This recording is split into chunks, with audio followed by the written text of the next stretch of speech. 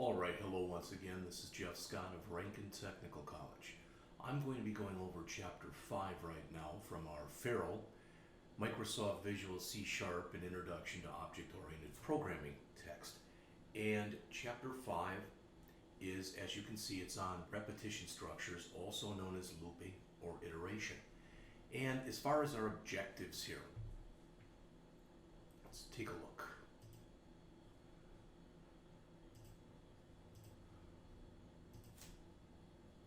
We want to learn how to create loops using the while statement, for statement, and do statement. I'm going to do that for you, no pun intended, right away. Use nested loops. I'm going to do that for you right away. Accumulate totals. I'll do that for you right away. And the chapter ends with talking about understanding how to improve loop performance and how to learn about looping issues. So what I think I'm going to do is I'm going to write a program that's going to combine the first 5 of these. I'm just going to put in a simple while statement that counts from 1 to 10, a simple for statement that does the same, and a simple do statement that does the same. All right, then I'm going to create a very simple little clock with nested loops, loops within a loop. Okay, finally I'm going to put an accumulator in there so you can see all this stuff in action. Then I'll come back and I will go over the slides, and then I will go back and rewrite the payroll program that we looked at earlier, and I will rewrite it using while loops. Okay? All right, so let's go and get into Visual Studio. And like I said, this is going to be a very, very simplistic program. Okay, in fact, it doesn't really matter if I make it a GUI app or if I make it a console app, so I'll just make it a console, and we'll call this Chapter 5 Demo, which is really what it is. All right, again, we want a console.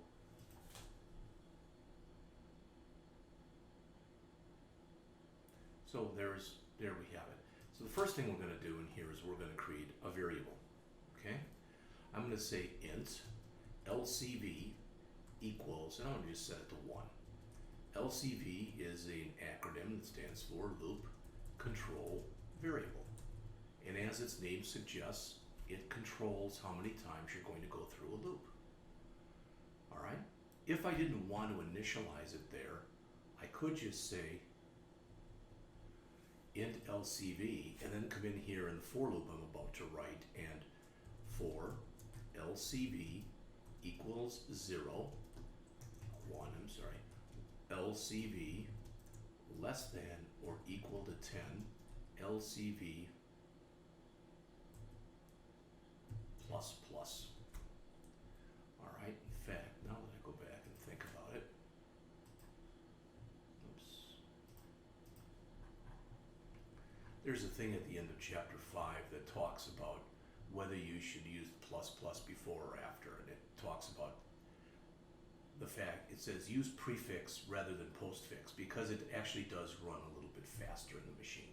So in my loop that I just showed you, instead of saying LCV plus plus, I will say plus plus LCV, just so the program runs a little bit faster. All right, then I'm going to say right line, and we'll fix that in a minute. And we'll say LCV equals, and then we'll put in the value of the LCV. Now let's fix this first. I have to add using static system.console, and then it goes away. Now, I'm not going to run this because let's think about what would happen if I did run it. All right, so it's at 1, that is less than 10. So we come in here and we do this. It'll say LCV equal 1. Then, since there's nothing after that, it'll come back up. It's still 1, so I'm going to put myself into what's called an infinite loop condition. Oh, I'm sorry, I'm not going to because I've got a for loop here. So this one will actually work. All right. So let's play computer. This one will work. This one will literally print out on the screen LCV equal 1, then the next line LCV equal 2, LCV equal 3, LCV equal 4, LCV equal 5, all the way through LCV equal 10. So let's talk about how it does that. Here we're declaring our loop control variable. We're not initializing it. We initialize it in the for loop. If we wanted to initialize it up here, we could. We could say equals 1, then we'd have no reason to have a statement in here. So that would work just fine too, like that. In fact, we'll leave it like that. Okay? So when you do a for loop, you do the three things in the loop all in one line. We do the initialization there, although since we did it above, we don't have to do it. All right, we do our test, which sees whether or not our loop control variable is less than 10 or not, less than or equal to 10, and then we add 1. So we initialize, we test, and we change the value of our loop control variable. Those are the hallmarks of loops. Virtually all the loops that you write. Initialize, test, and increment. We could have also decremented if we wanted to count backwards. So let me go in here and let me put in a read line, because otherwise when we run this, it's going to scroll right off the screen. So if I'm correct, this is going to print LCV equal 1, LCV equal 2, all the way through LCV equal 10, each on their own line. So let's save, run it, and see if indeed that's what it does.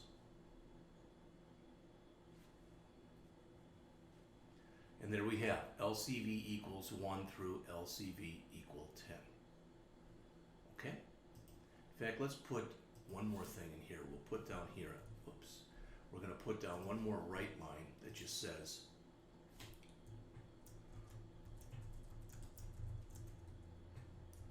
for loop LCV output. Oh, I need my semicolon. And not like it's a big thing, but now we've got a title on the top of it. Okay? All right. So I'm gonna actually keep this one here at the bottom, and now I'm gonna grab this stuff that we just did in here, that stuff, and I'm gonna copy it and I'm gonna paste it up here. And if you say, what are you doing? Why are you doing it? Hopefully it'll make sense in just a minute or two.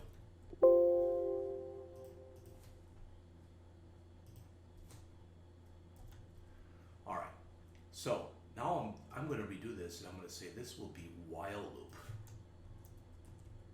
LCV output. So I have to change the way I'm writing the loop in here. Okay? All right. So instead of writing this like the for loop, like you see above, what I'm going to do is I've got LCV. Remember this part in blue right here, the part in blue, that's declaring the variable. All right. The rest of it, the part that's now in blue, that's initializing the variable. So I'm going to change this to a while loop. And I'm going to get rid of that stuff that's in there in just a minute, but I'm going to say while LCV is less than or equal to 10. All right, we still want to write that out, but now we have to manually go in and add that plus LCV. So they work similarly. Both of these loops are what are known as a pretest type of loop. Think about this. If I had set LCV to 11 right here, it would still print out this line because it's not a loop. It would say LCV output while loop there, but it would say, okay, is 11 less than or equal to 10? It's not, so it would skip this. Then it would print this line because it's not in a loop that says loop LCV output, but then it would check here and no, it's not less than or equal to 10. Just to prove that the only thing that should print on here is this line and this line. I've saved it and I'm going to run it again. And there you go, while loop output, and that should have said for loop, but it doesn't for some reason. That should say for loop here. Oh, and I keep getting this because when the program's running, you can't edit it. So I have to just stop the run, and that's just silly on my part. All right, so let's check one more time. So while loop output, for loop output. Okay? Now, if we move this back again to 1, should be. All right, and I save and run it. Now, there's my while loop output, and I'm not getting for loop output for some reason. Let's see, why am I not? There's that. For loop output for LCV less, oh, because LCV is now, okay, it's now 11. It's bumped out of the loop. Okay, in fact, if you don't believe me, let's print out its value. We'll say here, LCV equals, just to prove this to you, plus LCV, because I've fallen out of the loop. So let's run this. Notice LCV equals 11, so I have to reset it in here. So I can come back and say LCV equals 1. Okay? Now notice that when I save this and rerun it, oops, there were errors.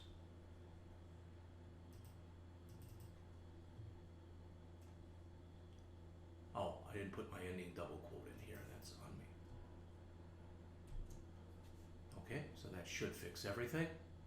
Now let's run it again. And there's my while loop output, and there's my for loop output. And you see they're identical as far as the outputs go. And again, both of these are known as pretest loops because you test before you get into the body of the loop. And the body is everything within the curly braces. All right, there's one more kind of loop. And I'm going to copy this because it's very similar. But instead of a while loop, it's a do while loop. So I don't want to copy that one. Well, I want to copy this here.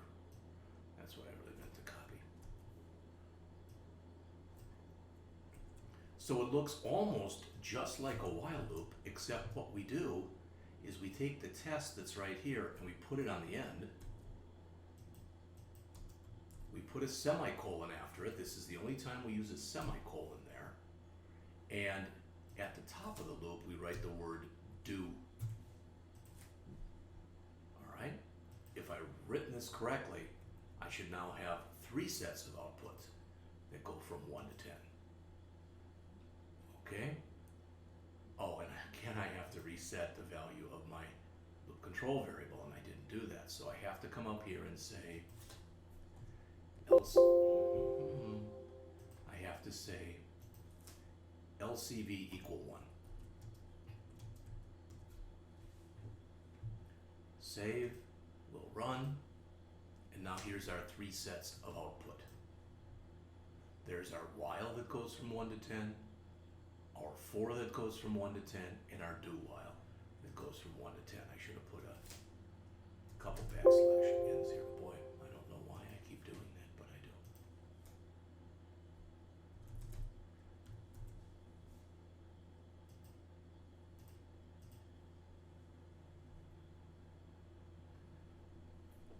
And there is our output from all 3. While loop, for loop, and do while loop. So you can see they all are very similar in nature. Okay? They all have a loop control variable. I want to show you where they're different. I'm going to make that 11 on purpose. All right? In fact, yeah, no, I'll leave it at 1. This time I'm going to make this one 11. Now think about this. This is called a post-test loop because you don't make the test until the end of the loop.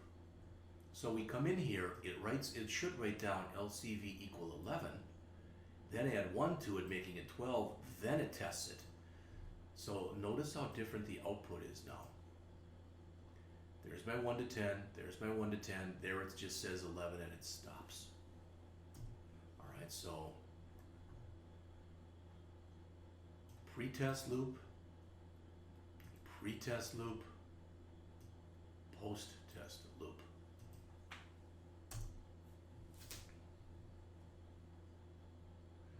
Okay, so I've shown you those. Now what I'm going to do is I'm going to comment all of that stuff out so I can show you the rest of the stuff that we talked about that was happens in here. In other words, I have just shown you the while loop, the do loop, and the for loop. I want to quickly show you nested loops, which are loops within loops, and how to accumulate totals. All right? So we'll do those next. So I'm going to take all of the stuff that I put in here thus far, and I'm going to just comment it out. Remember, it's a slash star. That begins my comment. And then to end my comment,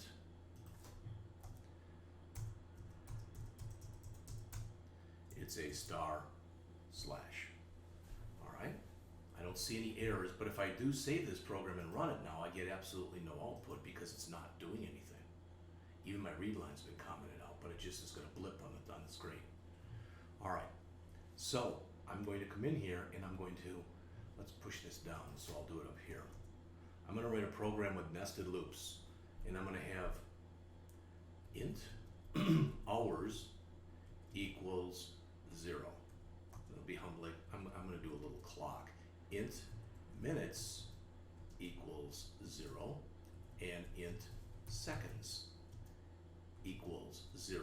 Now when you look at this, the names are pretty indicative of what we're going to be doing in here. So I'm going to use 3 for loops. I'm going to say for hours equals 0. It already equals 0, so I really don't need to do that. It's redundant.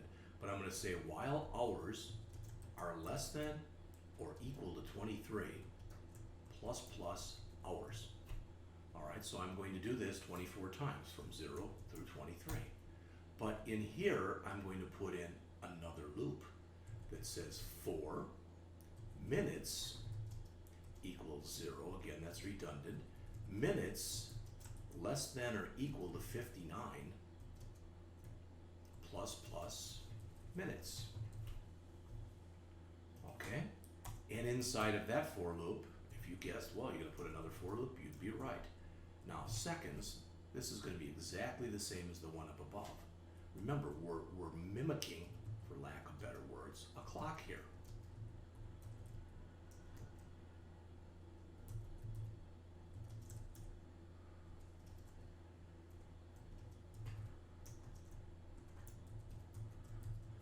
All right, now inside of this for loop, no, there won't be another loop. We're going to actually print out some stuff. Okay? What we want to print, again, we're mimicking a clock here. So when we get all done, we're going to need a read line, otherwise it'll just fly off the screen. Okay? But what we want to print with a write line is our current hours, followed by a colon. Again, remember, this is supposed to look at least somewhat like a clock, followed by our current minutes, followed by, colon, followed by our current seconds. All right? So what we've done in this program, if you look at it here, it starts on line 12 and it goes through line really 30 because I need to end my curly brace down here. So in about 15 lines of code, we built a clock. And if you say, really? Let's run it and look. Now, this is going to go through this 60 seconds, 60 minutes, 24 hours. Do the math. 3,600 times 24. It's going to go through it about 80,000 times. So you won't see all of it on the screen, but you'll see some of it on the screen. There it's going through it right now.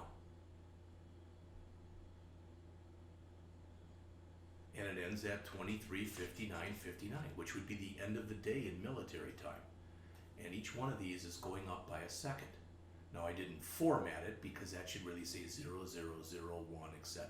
That's no big thing.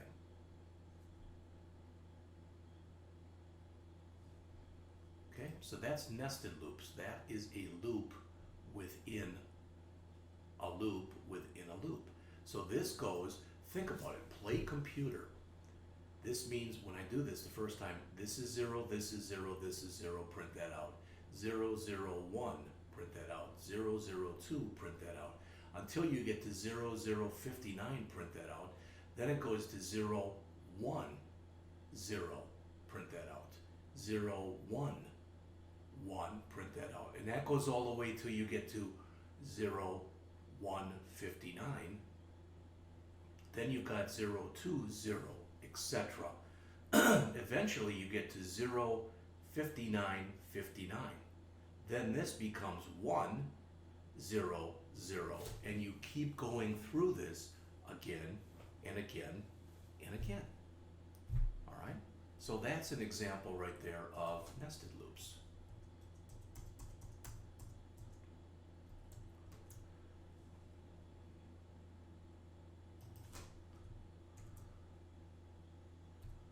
I'm going to copy my read line statement because I'm going to need that for the last thing I'm going to show you. Oops, I guess I didn't copy it. There. So I'm going to pretend I had 5 tests. So I had 5 students, each student took a test. So I'm going to say int test 1 equals, let's say the person got a 78. Int test 2 equals 83. Int test 3 equals, they got a 90. Int test 4 equals, let's say they got an 88. And int test 5 equals, let's say they got 100. All right, and then I'm going to have an int total test points. I'll set that equal to 0. And I'll have a double here that says test average. And we'll set that equal to 0.0. All right, so what am I doing? Well, this total test points, that's an accumulator. So in other words, I want to say total test points equals test 1 plus test 2 plus test 3 plus test 4 plus test 5. Now we're going to assume that each test is worth 100 points. All right, so test average, that's going to be equal to total test points divided by how many tests? There were 5. But I'm going to say 5.0 so I can keep the true average. And then I'm going to say this in here, right line, 500 test points possible, because that's what there were. There were 500 possible. So if everybody had gotten 100, all right, then 500 points would have been accrued. Right line.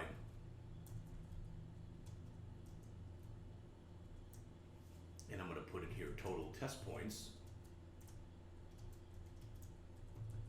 Test points earned.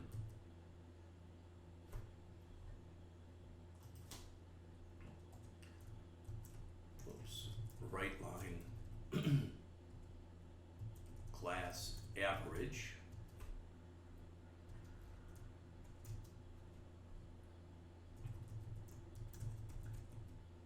Okay. Now, again, play computer. That's the best way to learn this stuff. So, cut this way down like that. All right, I'm going to change the font size and cut that way down.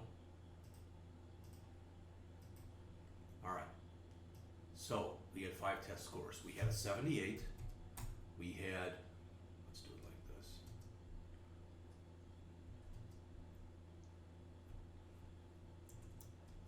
We had an 83. We had a 90. We had an 88. And finally we had, oops, 100. Line these up so you can see exactly what's going on here. All right, so the sum of these, what I'm showing you right here, that should be total test points. So 0 and 8 is 8, and 0 is 8, and 3 is 11, and 8. So the last digit in there will be a 9 for 19. We carry 1, 1 and 7 and 8, and 8 is 16, and 9 is 25, and 8 is 33. So that's a 3. We carry, carry 3 over, so the total test points received should be 439. When we take that 439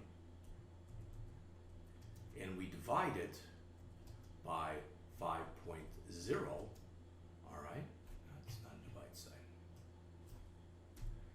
we should get approximately, again, it's going to be a little less than this, but if it was 440, the average would be what, an 88? So it should be an 87.8, something like that, something. So these are our individual test scores. This is our total test points. This is our test average. So let's see if indeed that's what we come up with. So 500 test points possible, 439 earned, class average 87.8, which really looks like I said it would look. 500 possible, 439 achieved, 87.8 average. All right? So what I have shown you, albeit very quickly, is in this same program here, I showed you a combination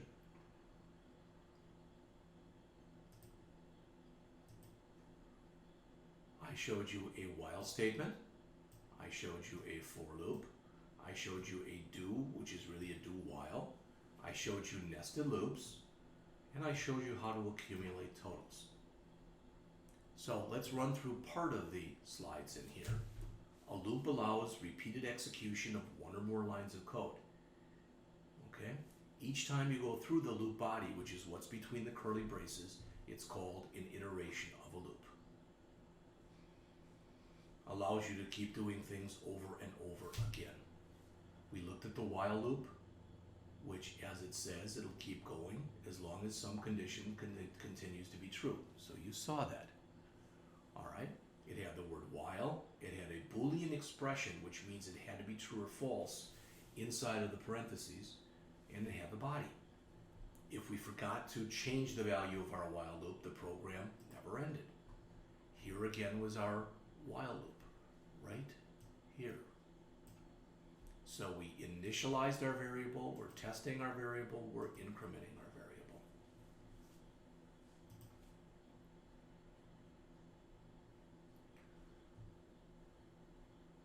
And you have to do all three of those if you want this to always work correctly.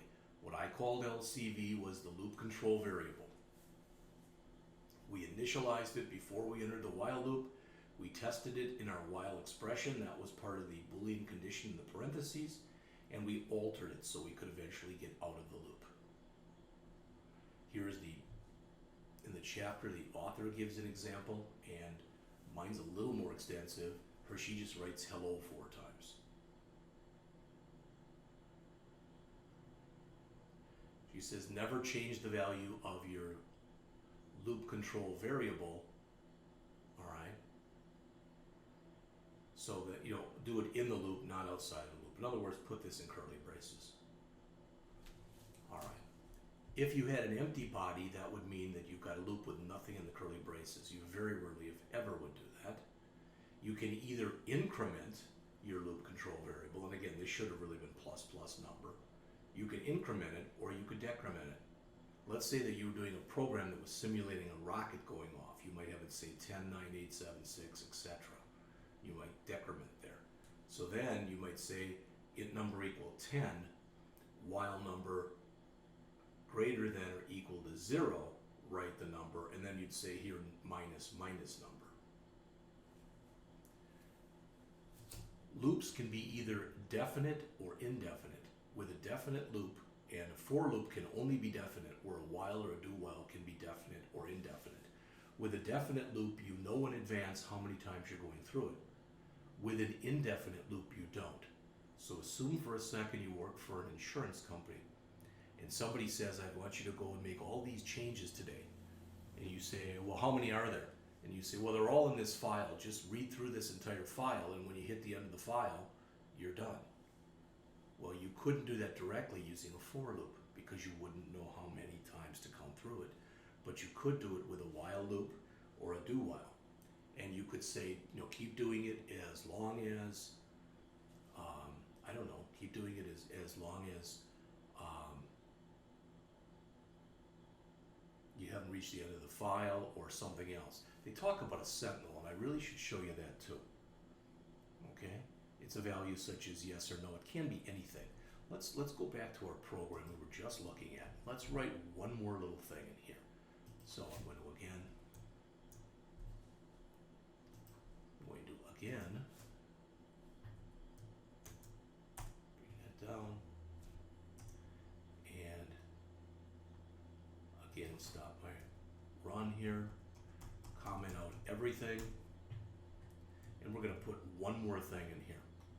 All right, one more example. I'm going to say this. Let's say we had a whole bunch of, I don't know, we'll say int.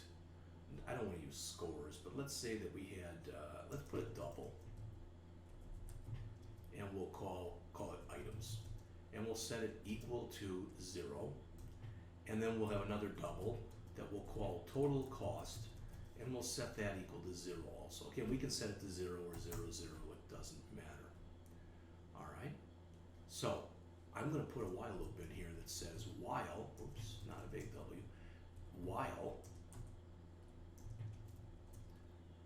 items not equal to, and let's make a constant in here too. So we'll set up a constant, and that'll be can be a double, it doesn't matter.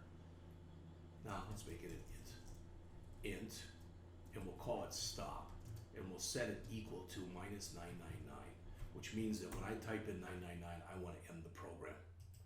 So now I can say while the item not equal to stop, right line, please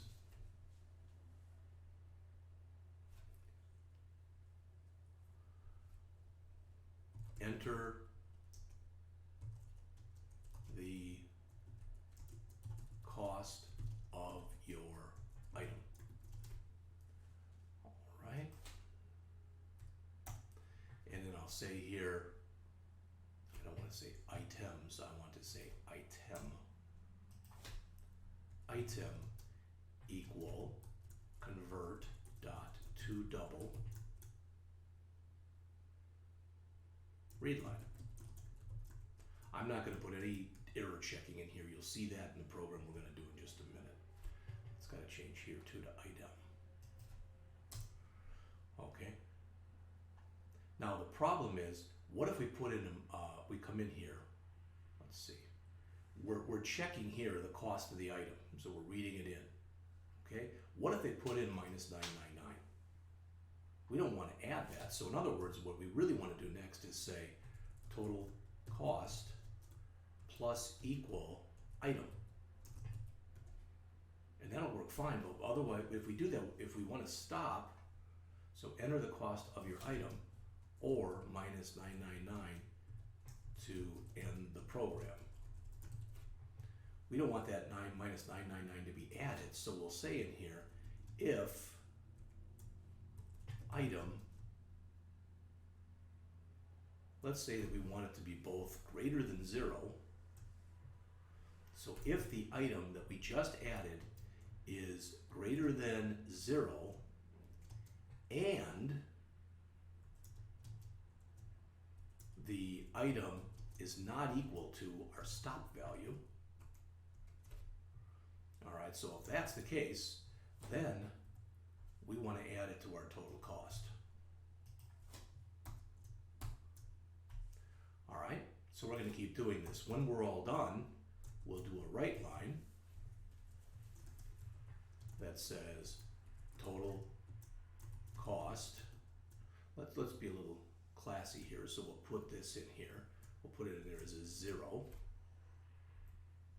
All right, and we'll say string dot format total cost.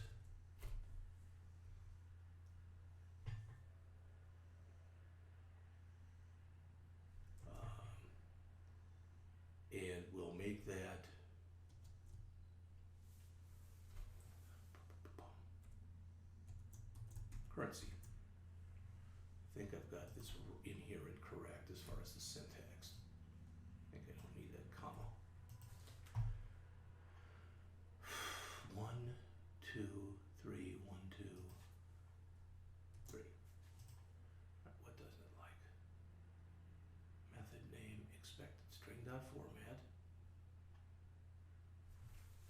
This is why I always keep, basically I'll keep Google up.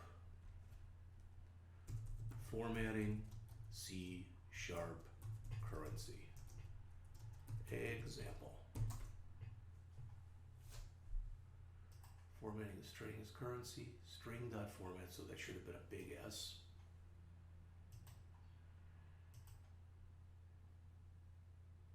Let's just grab, we'll grab that whole thing in there. Put that into our program. So right line, we'll just grab, like I said, all of it here. String.format, total cost, and instead of money value, we want to say total cost. Okay, don't need that. We've got 1, 2, 1, I need another right parenthesis. We're going to run this and put in real easy values so we know whether or not it works. All right, so I'm going to save this, run it. Remember, see, while item is not equal to stop. We were going to need a read line in here. I wanted to put that in and I forgot to. But it ran so fast that there's a mistake in here. Stop, item, total cost, while item not equal to stop, and it's not because it's equal to 0. So we should have gotten the right line. We should have done that. So why wasn't it working? So let's run it again and see what we get. Total cost is 0 down here. So it skipped our whole loop. So while the item is less than, that should be not equal to stop, not less than or equal to. While it's not equal to stop. Okay. Try it again. All right, please enter the cost. I don't like a right line there. I like that to be a right.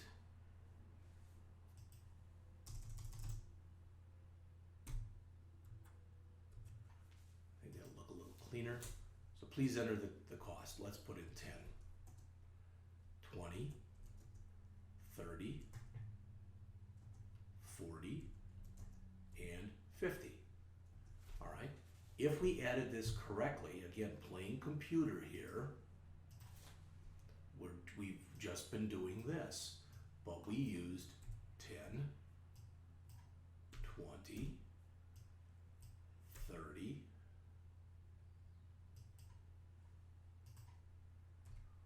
40, and 50.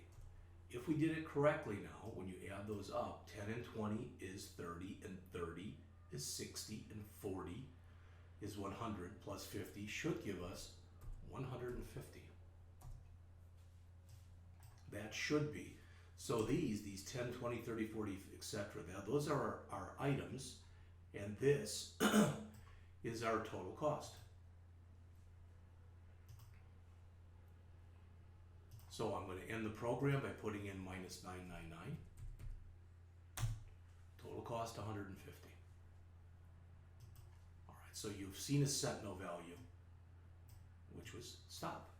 It can be yes or no. You can set it up to make it virtually anything you want it or need it to be. And you also saw the fact that I'm not too proud to jump out into Google when I forget how to do something.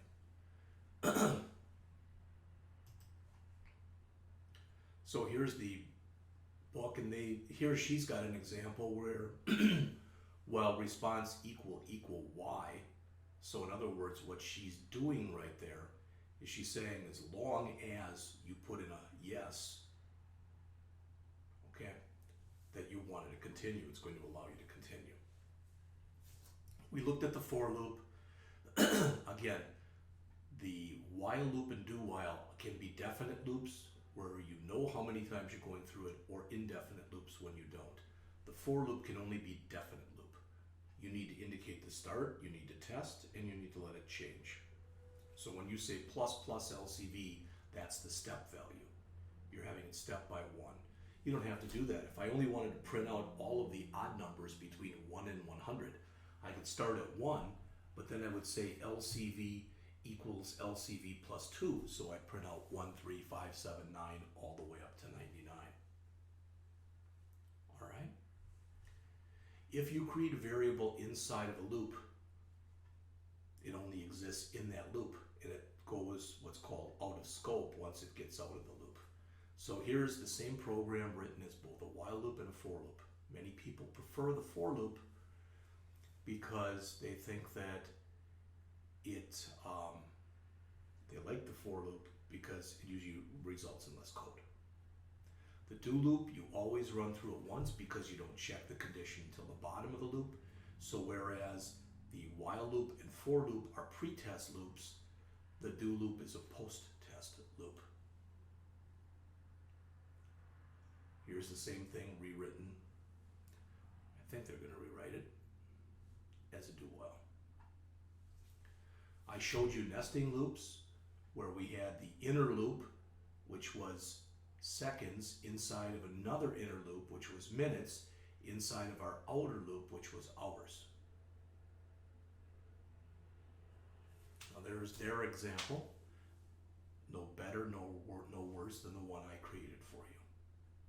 I showed you the accumulator. It's important to realize that when we set that thing up for total cost, we said double total cost equals 0.